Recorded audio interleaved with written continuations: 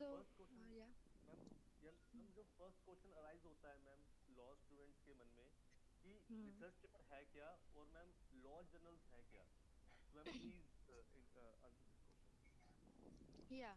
First of all, let me know ki how many of you know what do you mean by research? How many of you? Anyone? Ma'am investigation of something. Pardon? शिखा दोबारा बताना। Ma'am री investigation something. Yeah, it is a kind of reinvestigation of something. Anyone else?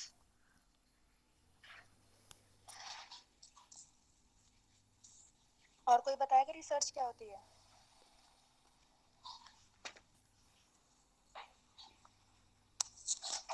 No one. So research is nothing but it is a kind of reinvestigating into a current existing phenomena.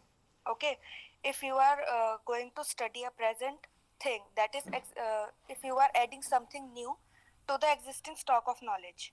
Okay, so in law there are basically two types of researches. First is doctrinal and second is non-doctrinal. So basically होता क्या है doctrinal research में, जब आप already existing legislations या already existing statutes, laws, regulations, guidelines, इन सब पर अपनी रिसर्च कंडक्ट करते हैं। ठीक है, इन सबको देखते हैं कि whether the laws relating to a particular topic are adequate और नॉट, और whether there are some kind of limitation, some kind of loopholes in the present legislation, उसको हम बोलते हैं they are, it is known as doctrinal research. Non doctrinal research एक type की आपकी empirical research होती है। ओके, जिसमें आप डेटा, फैक्ट फाइंडिंग इंक्वायरीज या सर्वे वगैरह ये सब कंडक्ट करते हैं। Whereas doctrinal research is purely theoretical kind of research. ठीक है, ये दोनों में आपका डिफरेंस होता है। Now while talking about the research paper, अब रिसर्च पेपर में आप किस तरीके की रिसर्च कंडक्ट कर सकते हो? You can conduct either doctrinal or non-doctrinal. It's up to you. You can conduct a survey method also, कि अगर आप किसी भी एक particular topic से related, if you want to conduct a survey in the society, you can go for it. और it's up to you कि आपके जो existing statutes है या existing laws है, उनसे ही related अगर आप रिसर्च करना चाहते हैं या फिर उनसे ही रिलेटेड उनका एनालिसिस, क्रिटिकल एनालिसिस करना चाहते हैं, तो वो it will move towards, it will take you towards doctrinal research. So it's up to you whether you want to conduct doctrinal or non-doctrinal research. Both are fine in when we talk about law research paper, because specifically these two types of researches are related to law. ये doctrinal non doctrinal किसी और subject में नहीं होती। Like social sciences में अलग research होती है, साइंसेस में अलग होती है। Okay, if you talk about humanities and other subjects, तो doctrinal and non doctrinal researches are specifically based for law students and law research papers. Okay, any problem? तो अब समझ में आ गया कि मतलब रिसर्च होती क्या है? Yes ma'am. Yes, ma'am. Okay, next slide, Amandeep.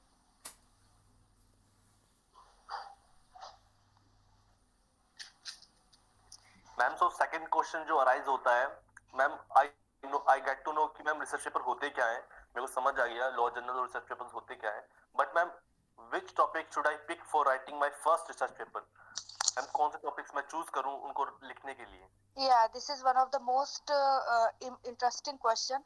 कि सबसे पहले the basic thing is कि when you are going to write a research paper, you should know in which field, in which area of law you want to conduct research.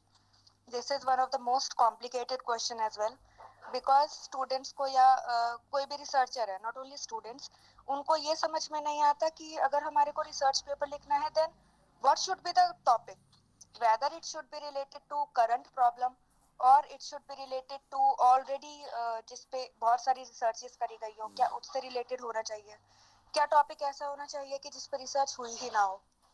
Okay, so this is very good question, I must से।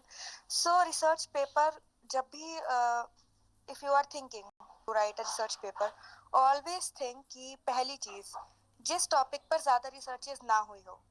Okay, topic should not be a common, like dowry system हो गया आपका, reservation हो गया, discrimination हो गया.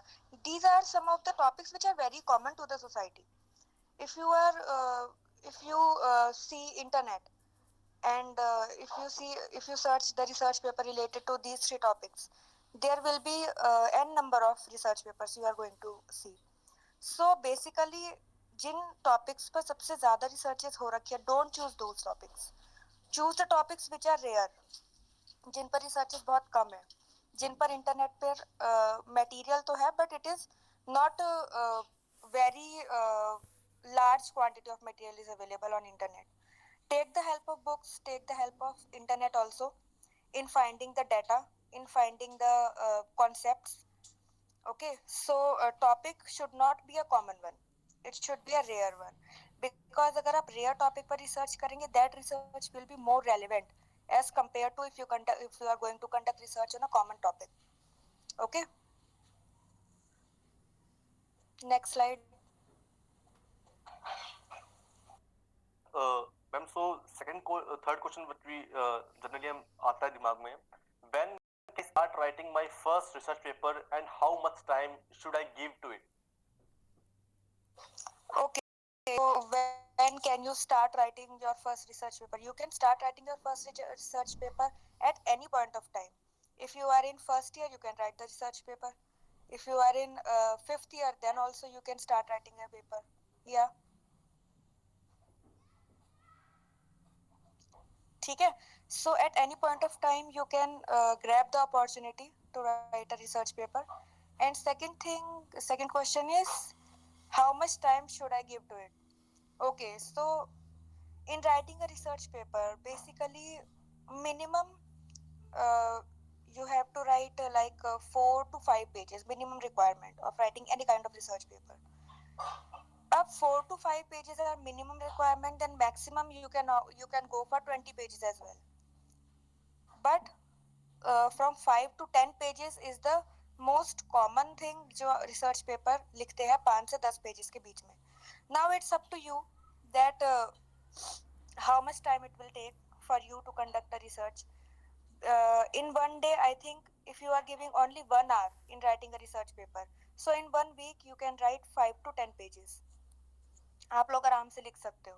So it needs only 1 hour to write a paper. Daily you have to focus कि हमारे को research paper लिखना है, 1 घंटा दो, and in 7 to 8 days your paper will be ready. Okay.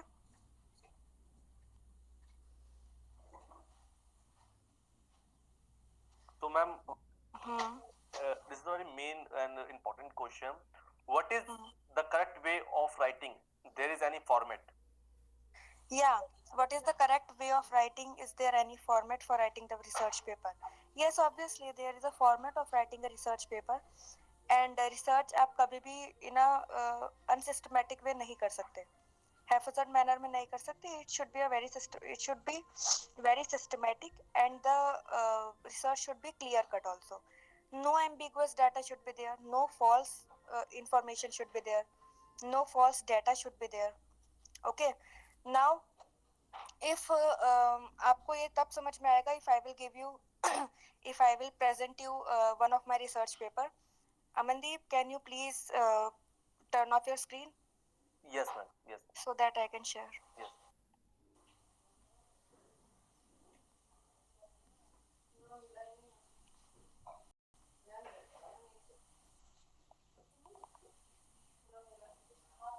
Okay, is my screen visible? Yes ma'am. Okay, so this is one of the paper which was published by me. Like see, जब भी आप research paper start करते हो लिखना, ठीक है, first of all you have to choose कि जो आपका topic है research paper का, it should be an attractive one and it should not be so lengthy. जो आपका topic है वो ऐसा नहीं कि 2-3 लाइनों तक फैला हुआ होना चाहिए. It should be very precise, and precise के साथ साथ it should be very accurate also. Okay, like in one line you have to write your topic, and उस एक लाइन में वो टॉपिक ऐसा होना चाहिए जो आपके पेपर को एक्सप्लेन कर दे. It should be a sort of explanatory kind of topic. ठीक है. So this was one of my research paper. हमेशा फॉर्मेटिंग में हर जर्नल का देखो फॉर्मेटिंग स्टाइल अलग होता है. ठीक है. But what is the common thing about each and every law journal is that कि पहली चीज टाइम्स न्यू रोमन आपका फॉन्ट यूज होगा and font size will be 12. This is one of the most common thing जो आपके हर journal में follow होती है. ठीक है. अब उसके बाद text should always be justified and line spacing should be 1.5. Line spacing का भी उसमें होता है कि आप एडजस्ट कर सकते हो. इट शुड बी 1.5 और 1.5. ठीक है. Commonly we use line spacing of 1.5. Clear. Now यहाँ पर एक और चीज जो बहुत ज्यादा कॉमन होती है, मतलब बहुत ज्यादा ध्यान देने वाली है, that is writing in abstract. What do you mean bye an abstract? कोई बताएगा what do you mean bye an abstract? Abstract होता है जो आपने पेपर में लिखा है, जो आपने अपने रिसर्च पेपर में लिखा है. It is a kind of summary of that abstract. So always right an abstract in the end of your research paper. जब रिसर्च पेपर खत्म हो जाए उसके बाद एब्स्ट्रैक्ट लिखना स्टार्ट करो. ओके. बिकॉज आपने जो भी पेपर में इंक्लूड किया है उसी के brief points that will be included in your abstract. And abstract should be of 250 words only. 200 to 250 word से ज्यादा लंबा एब्स्ट्रैक्ट होना चाहिए. And abstract is something like if you read at once, तो एब्स्ट्रैक्ट से आपको समझ में आ जाना चाहिए कि what is contained in your research paper, what the research paper will talk about. Okay, so it should be a very precise and very accurate. It should be clear cut one. Clear. So ये abstract कभी भी आपका confusing नहीं होना चाहिए कि पढ़ के समझ में ना आए कि what the paper is regarding. So after that you have to write the keywords. There should be maximum 5 keywords if you are searching something on internet. तो इन keywords से internet आपके paper को उठाएगा. ठीक है. So there should be 5 keywords like if this paper is related to media trial. So आपका जो keywords है that is media, law, media trial, fair trial. Okay, clear. So this is the thing कि आपको research paper की starting ऐसे करनी है. ठीक है. Next. Yes, ma'am. Yes.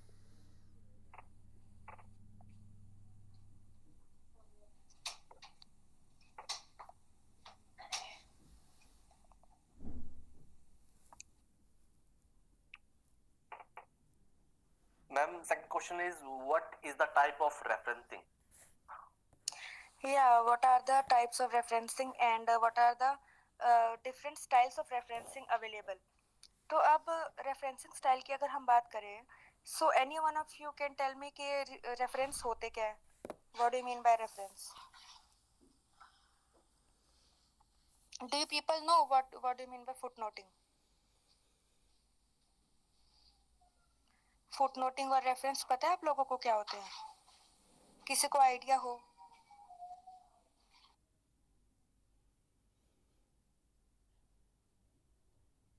No one. So basically reference होते हैं, let me again have to share the screen. Amandeep.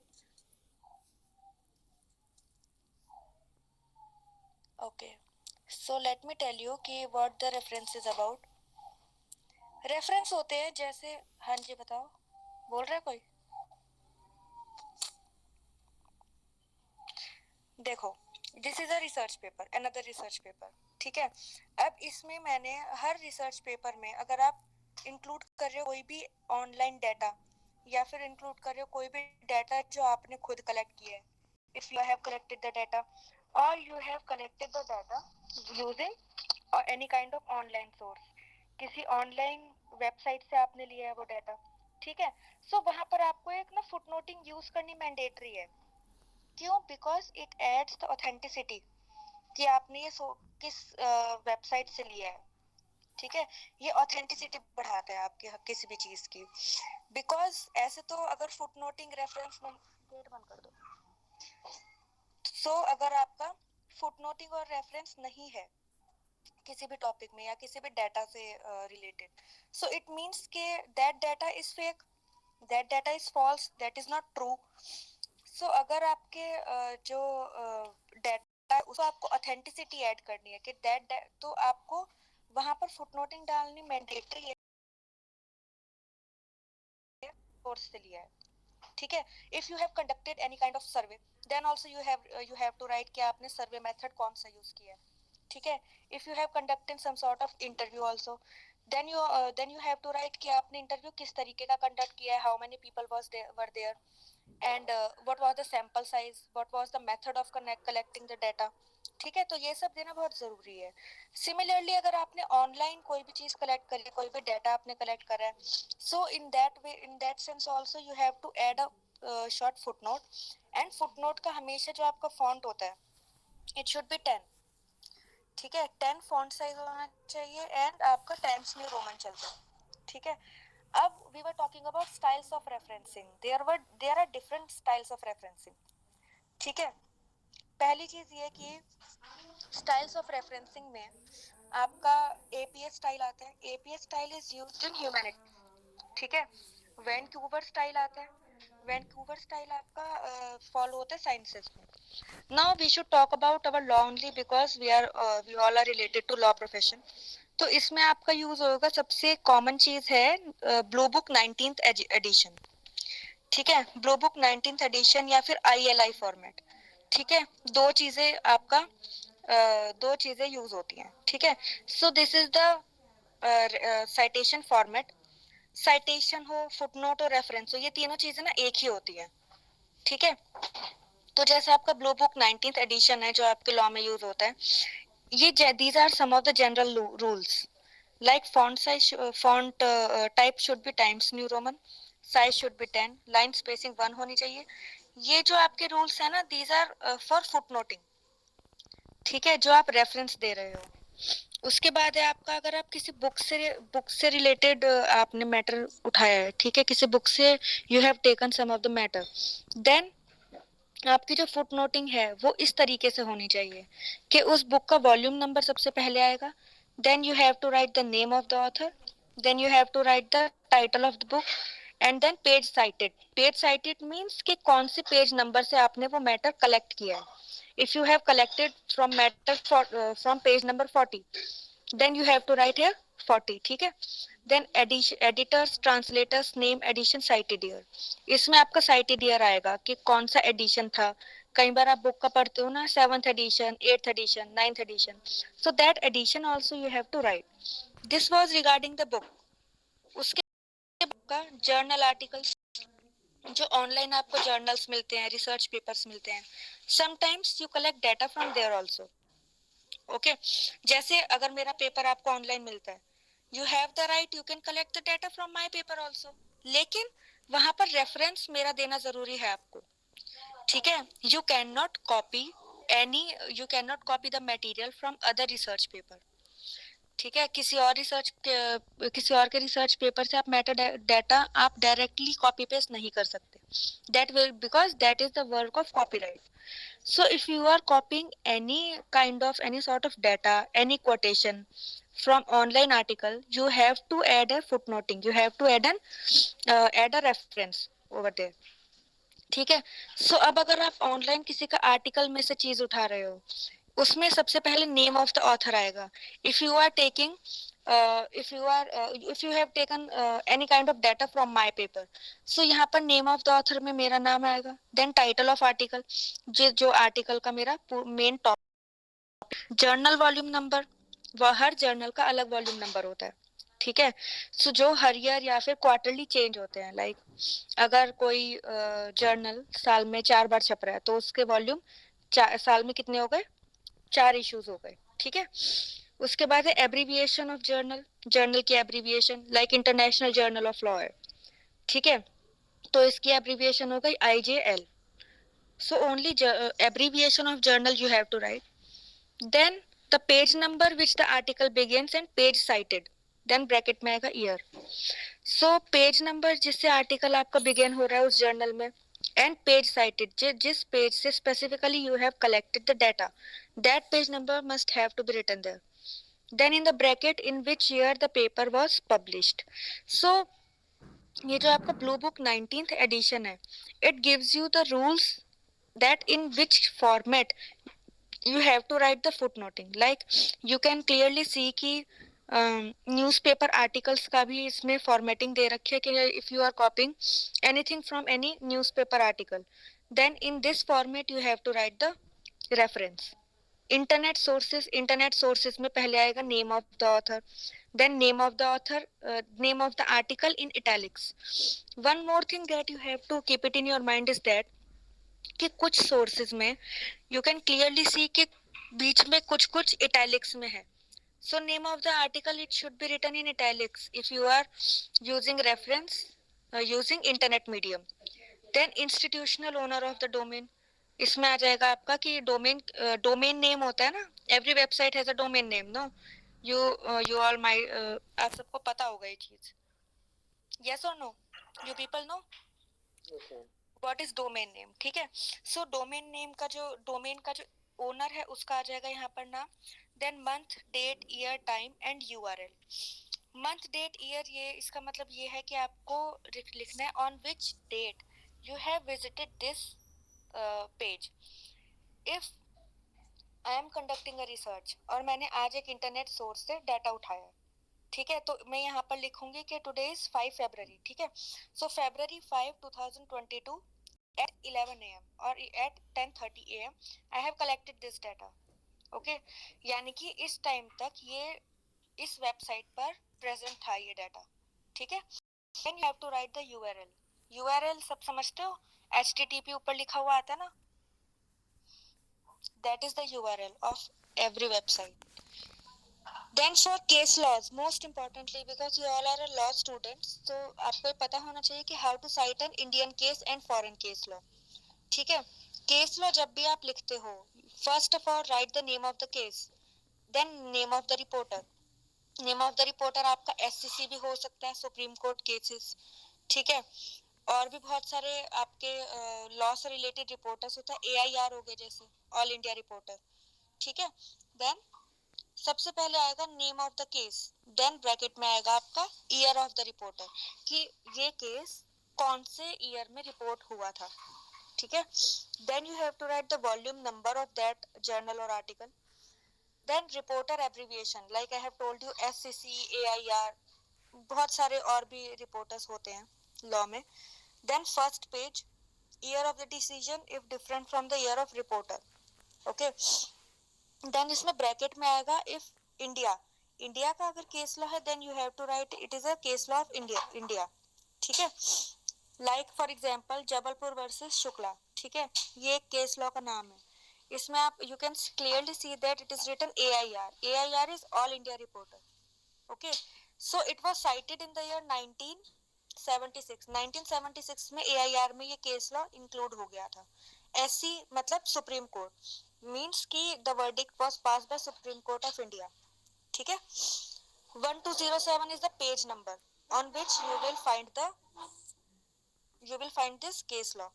Then in bracket again India is written because it is local case law. ठीक है, so in this way you have to cite a case law in law research paper. So कुछ समझ में आया आपको? Case laws तो at least समझ में आ गए होंगे because it is really very important. बताओ मैम, ये ऊपर वाले एग्जांपल में जो चरणलाल वाला मैम ये केस है, इसमें अंदर SCC का मतलब क्या है मैम? इसका मतलब है सुप्रीम कोर्ट केसेस. ठीक है, सुप्रीम कोर्ट केसेस का भी आपकी एक आती है यू कैन से कि रिपोर्टर.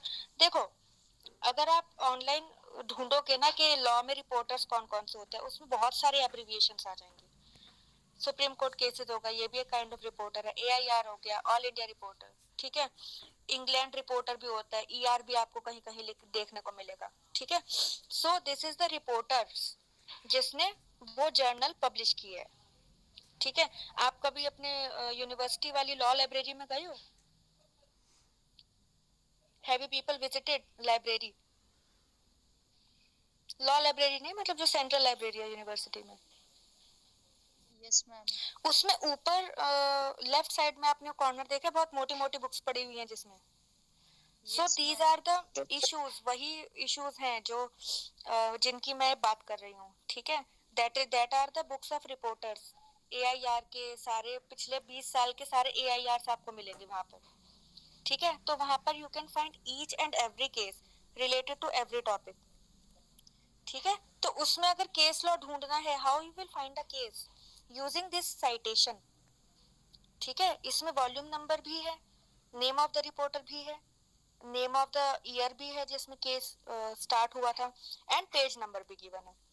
ठीक है, so if there is no citation, if you are not adding any citation in your case law, it means कि वो case law that is fake, that is not real. ठीक है, हम लोग आपको एग्जाम में इसलिए ये बोलते हैं कि you don't need to write citation because you can not learn it. ठीक है, आप लर्न इतना नहीं कर सकते हो, that's why. Otherwise without citation the case law is totally, there is no relevance of writing a case law. ठीक है, क्लियर? तो ये समझ में आ गया। So then writing a statute, statute का मतलब अगर कॉन्स्टिट्यूशन ऑफ इंडिया है then you can use N abbreviation. ठीक है, यूएस कॉन्स्टिट्यूशन अगर आप लिख रहे हो देन यूएस कॉन्स्टिट्यूशन की एब्रीविएशन आप यूज कर सकते हो। इंडियन कॉन्स्टिट्यूशन इंडियन एक्ट है, सो इसमें आप कहोगे like copyright amendment act 1992, number 3 acts of parliament 1992। ठीक है, so acts of parliament, if you see any of your bare act, on the cover page it is written it is an act of parliament, then a number is written। ठीक है, कि मतलब parliament में and in this year this bare act was being introduced. ठीक है, सो act of parliament भी आपको याद रखने होते हैं वैसे। इंडियन कॉन्स्टिट्यूशन, फिर उसके बाद ये सब चीजें आपको आती हैं कि कौन आर्टिकल को हम ए आर टी लिख सकते हैं इन एब्रीविएशन। ठीक है, clear? So next slide Amandeep. Yes, ma'am.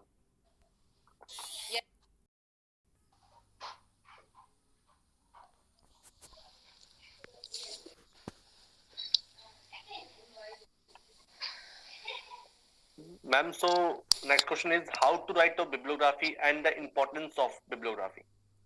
Yeah, bibliography. Now, what do you mean by the term bibliography? Any one of you have studied, in case you have studied any online article, online research paper, then you all might know कि उस paper के last में there are some research papers there are written references, while in some papers bibliography is written. So what is bibliography?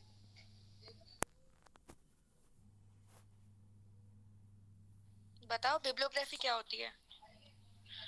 See, there are two things basically. First are references, and second is bibliography. References होती है, it is only the summary of footnoting that you have included in your research paper. ठीक है, जितने भी आपने footnotes cite करे हैं अपने research paper में, वो ही हम reference बोलते हैं. While bibliography आपके footnoting से ही related नहीं होती. Bibliography means कि it will include each and every work which you have studied regarding your research paper, whether it is in reference or not. Okay, चाहे उसका रेफरेंस और उसका जो साइटेशन है आपने दे रखा हो या ना दे रखा हो, bibliography will include each and every source from where the matter has been taken और from where you have studied the matter. You have, अगर आपने एक भी लाइन किसी सोर्स से ली है then also it will included in your bibliography.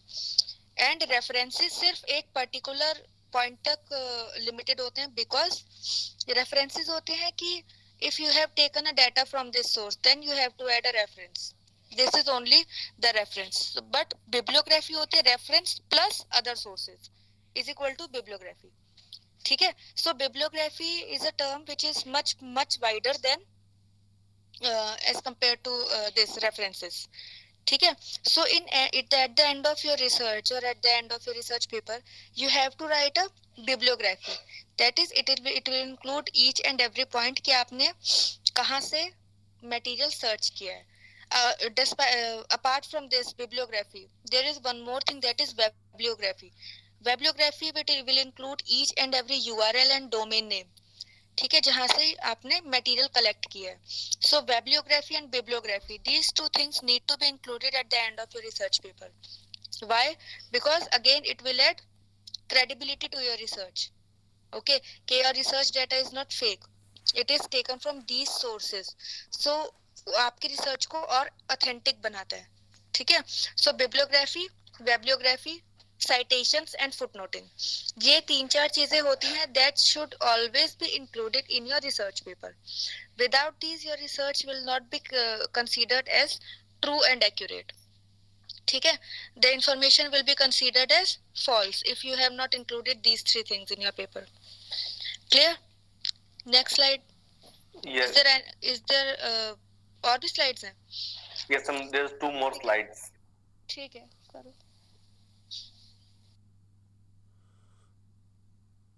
Ma'am, again, it's an important question. Where can I publish my final draft? Who is the author and who is the co-author? Okay, so sometimes we can go for you can say sole authorship. Means if I want to write a paper and I don't want कि कोई और co-author बने, ठीक है, तो उस case में sole authorship can also work.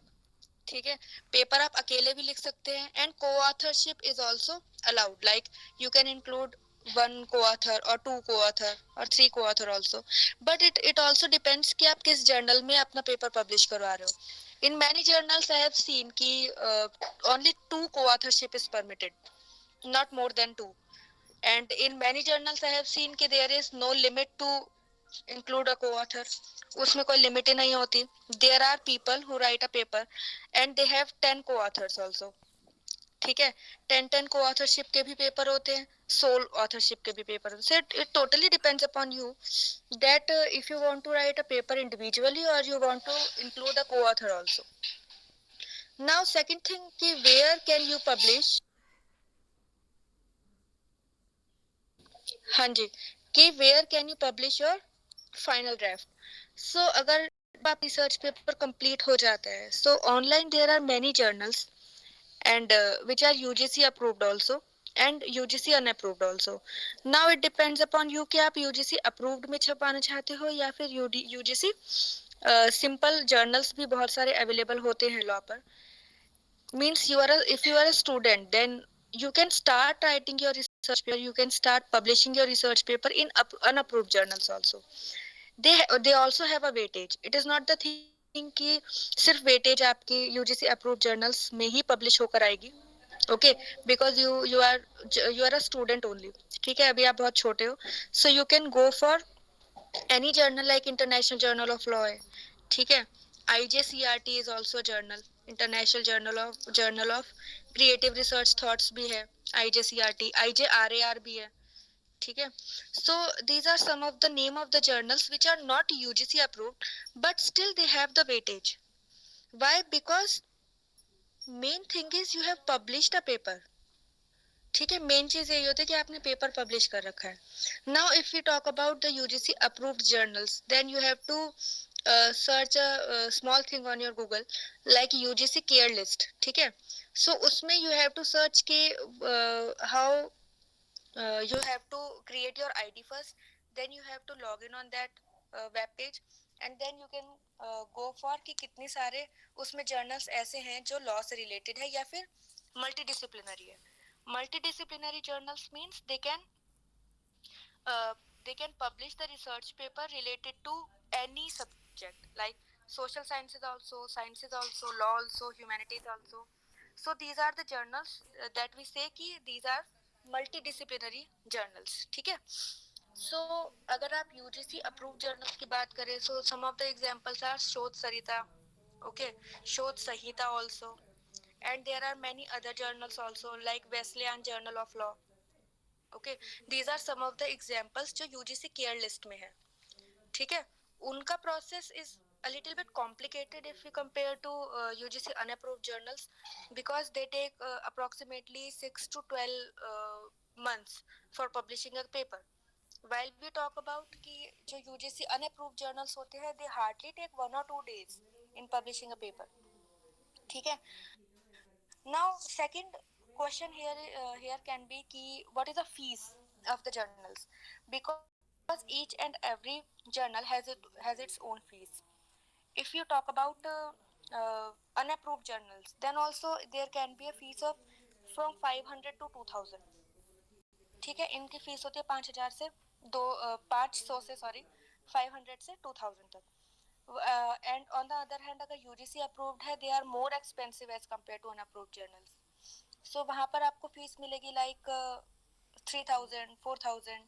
But there are some of the journals also which I know कि और द पब्लिकेशन फीस इज 300 और 400, so don't go for more expensive journals, ठीक है? कभी भी एक्सपेंसिव जर्नल्स की तरफ मत जाना।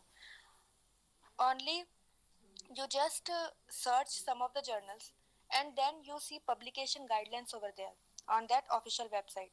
जर्नल की जो ऑफिशियल वेबसाइट होती है वहाँ पर आप देखोगे कि ऑथर गाइडलाइंस होंगी, there you can see the publication fees. So always go for less publication fees, like fees सिर्फ मैक्सिमम 1000 तक हो, इससे ज़्यादा अगर है don't go for that journal. Okay, clear? So this is regarding कि how you can search research journal कि कौन से रिसर्च जर्नल में आपको पेपर पब्लिश करवाना है।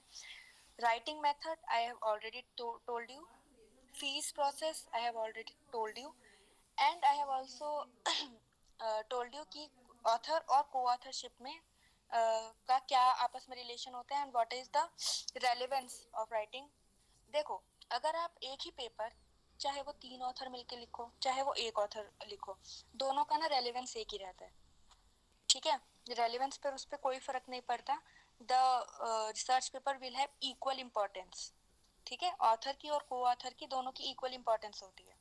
सो अगर आप चाहो तो 3-4 लोग मिलके भी you can write a research paper, अगर आप चाहो तो individually also you can write a research paper, ठीक है? Clear? Okay, next slide. Yes ma'am, सारी चीजें क्लियर हो गई हैं।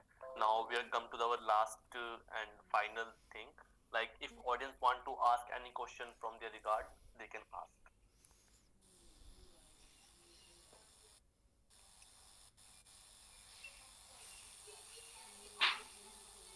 Anyone who have any questions regarding the research paper writing, formatting and publishing, please go ahead. Yes, ma'am. I do have a question, ma'am. Yeah. Ma'am, my question is that can we publish the same research paper on multiple journals? No, no, no, no. This is the most important question you have asked, Rohit.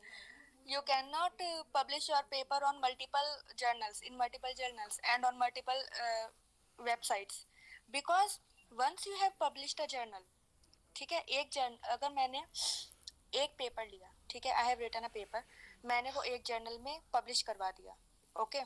Journals हमेशा plagiarism ज़रूर check करते हैं, ठीक है? They use to check कि how much copied material you have. So I mean maximum of the journal 15 to 20% आपका plagiarism allowed होता है, ठीक है? अब मैंने ऑलरेडी वो पेपर कहीं पब्लिश करवा रखा है और मैं वही पेपर दूसरे जर्नल को दूं कि तू भी मेरा पब्लिश कर दे। अब अगर वो प्लेगरिज्म चेक करेगा तो वो 100% प्लेगरिज्म दिखाएगा। क्यों? बिकॉज ऑनलाइन वो चीज़ अवेलेबल ऑलरेडी हो चुकी है, ठीक है? समझ में आ गया? सो प्लेगरिज्म का इशू आएगा। दूसरा कि आप eight a time you can go for only one copyright, ठीक है? अगर मैंने एक आर्टिकल एक जर्नल में छपवा चुकी हूँ, मैं पब्लिश करवा चुकी हूँ, I am the owner of that copyright, no, because that is my work, no one else has a right to copy it. So at a time I can opt only one copy regarding one research paper और regarding one material, ठीक है? तो वो multiple copyrights हो जाएंगे, that will be a crime, don't do this, ठीक है? एक पेपर है तो वो एक ही जर्नल में पब्लिश होगा। Clear? Yes, ma'am. Any other? Ma'am generally plagiarism percentage कितना होता है? जनरली मैंने बताया तो कि plagiarism is only allowed from 15 to 20%। But ma'am कई जगह पे ऐसा होता है कि लेस दैन 10% भी होता है, बट उस केस में थोड़ा डिफिकल्ट हो जाता है लिखना, क्योंकि अगर हम किसी ऑथर को कोट करके लिख रहे हैं तो वो भी उसमें आ ही जाता है एक तरीके से। होता क्या है कि हर जर्नल की अपनी अलग पॉलिसीज होती हैं, ठीक है? अगर आप अच्छे जर्नल्स की बात करो, अगर अभी तो मैंने I have given you an example of UGC care listed journals, अगर इससे भी ऊपर के जर्नल्स की आप बात करोगे, let me give you some of the names, if you want to write you can write Elsevier and Springer, ठीक है? These two are one of the top journals across the world, globally ये दोनों का बहुत नाम है, एल्सवियर and Springer का। सो अगर आप ऐसे पेपर्स में पब्लिश करवाने की बात करो, they have the plagiarism policy may be less than 10% also, ठीक है? तो वहां पर अगर आप देखो, लॉ में आप कितनी चीजें अपने वर्ड्स में कन्वर्ट कर लोगे? कैन यू, अगर मैं आपको कहूँ कि 302 आईपीसी को अपने वर्ड्स में कन्वर्ट करो या कल्पेबल होमिसाइड को अपने वर्ड्स में कन्वर्ट करो, can you do so? No, if I am writing कि as per section 300 of IPC, तो मेरे को पूरा सेक्शन कॉपी करना पड़ेगा ना. I cannot convert the law into my own words. तो वहाँ पर what you have to do is you have to mark a quotation, मतलब double inverted commas में उस सेक्शन को कर देना है. ठीक है. So while चेकिंग अ प्लेगरिज्म, कोई भी जर्नल अगर प्लेगरिज्म चेक करता है वो कोट्स को एक्सक्लूड करके करता है. कोट्स और बिब्लियोग्राफी दोनों चीज़ों को एक्सक्लूड करके हमेशा आपका प्लेगरिज्म चेक होता है. बिकॉज अगर कोट्स प्लस बिब्लियोग्राफी को भी इंक्लूड कर दिया तब आपका प्लेगरिज्म चेक करा तो वो 100% शो होगा. ठीक है. सो these are the two things which maximum of the journals know कि इन दोनों चीज़ों को हमें एक्सक्लूड करना है. then they check the plagiarism. ठीक है. so many of the journals have plagiarism policy less than 10%. many of them has the public plagiarism policy of 10 to 20%. 20% से ज़्यादा किसी का नहीं होता. मिनिमम इनकी रिक्वायरमेंट है कि आपका 20% तक प्लेगरिज्म होना चाहिए, इससे ज़्यादा नहीं होना चाहिए. ठीक है. Clear? Yes, ma'am. Anyone else?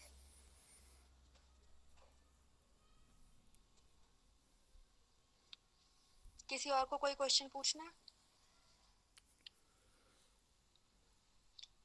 I guess ma'am सबके questions solve हाँ. हो गए हैं. If Yeah. anyone have any questions regarding the research paper writing, formatting, and anything else, you can contact ma'am. Already you know the ma'am, but I just want to add. Yes, Rohit. Yes. Yes, my one last question is, ma'am, do research papers add up into our CV, or it helps us to get corporate success, ma'am, or job? No. आपका जो research paper है it will help you in academics. It will be added in your CV undoubtedly. CV में तो add होगा ही होगा. But if you want to go in corporate sector or if you want to become a practicing lawyer, then the relevance of research paper is less. ठीक है.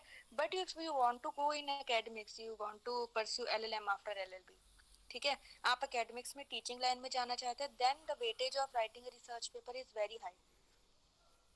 Okay. लेकिन ऐसा नहीं है कि अगर आप सिर्फ कॉर्पोरेट में हो तो रिसर्च पेपर मतलब बिल्कुल वेटेज ही जीरो रखेगा. यू कैन से कि you have good research aptitude. You can add it in your CV also कि आपका रिसर्च एप्टीट्यूड अच्छा है. You can analyze the facts, you can investigate the facts, you have that capability, right? So that will have weightage in corporate sector also. But if I compare these two things like corporate sector and academic sector, तो academic sector में आपका ज़्यादा scope है या फिर ज़्यादा weightage है research paper का as compared to corporate. Okay, weightage दोनों में ही है but ज़्यादा academics में. ठीक है. क्लियर? Because research ma'am. अगर आप कर रहे हो सो इट मीन्स कि you have research aptitude. Because it is very difficult to conduct a research, वो भी लॉ जैसे सब्जेक्ट में. That is totally theoretical. Okay. Sciences में तो रिसर्च बहुत आसान होती है. You can conduct a experimentation. ठीक है. आप कुछ भी कर सकते हो साइंसेज में. But in law what you can do, you can not do anything. You can only conduct a survey और इंटरव्यू और any such kind of empirical research. Otherwise law में रिसर्च करना it is not a small thing. Research paper आप law में देखोगे इतनी ज्यादा आपको मिलेंगे ही नहीं ऑनलाइन. ठीक है. So that is the case. Any other question from any student? No. Okay. Okay. I just want to add one more thing. Likely, I just forget to add that ma'am is a reviewer at IILM Law Reviews, UGC Care listed journals, and ma'am आप OMICS International USA additional board member भी हैं, and she is also a editor in board member and reviewer at Quiz Journal and Social Sciences. And ma'am ने काफ़ी research paper लिखे हैं जो कि help कर सकते हैं स्टूडेंट्स को to approach the research paper writing and publishing. So if anybody have a doubt और क्वेश्चन रिगार्ड द सेम, आप मैम से कांटेक्ट कर सकते हैं freely, because we have a very genius and genuine professor in our university. So if anybody have a question, go to the ma'am and you can write as many as you can. So Thank you, ma'am. Thank you so much from the team Unofficial Law Initiative. I would like to thank also Bhavya, Hitanshi, Rohit Kumar, and Abhimanyu, and Manish Bhai for helping the initiative to move forward. Thank you so much, ma'am. Okay, thank you so much for giving me this opportunity, Amandeep. And if you people want to search my works, then you can uh, write my name on Google. Then आपको सारे मेरे works वहाँ पर मिल जाएंगे. Okay. And for any other help, you can anytime contact me. No issues. First year also, first semester की because I am not taking your class. But आपने को पता तो होगा ही कि मैं आपकी faculty हूँ. ठीक है. So if any student have any kind of doubt regarding any subject or writing something, any thing that is related to law, they can straight away come to me, and they can straight away text me at any time. Okay.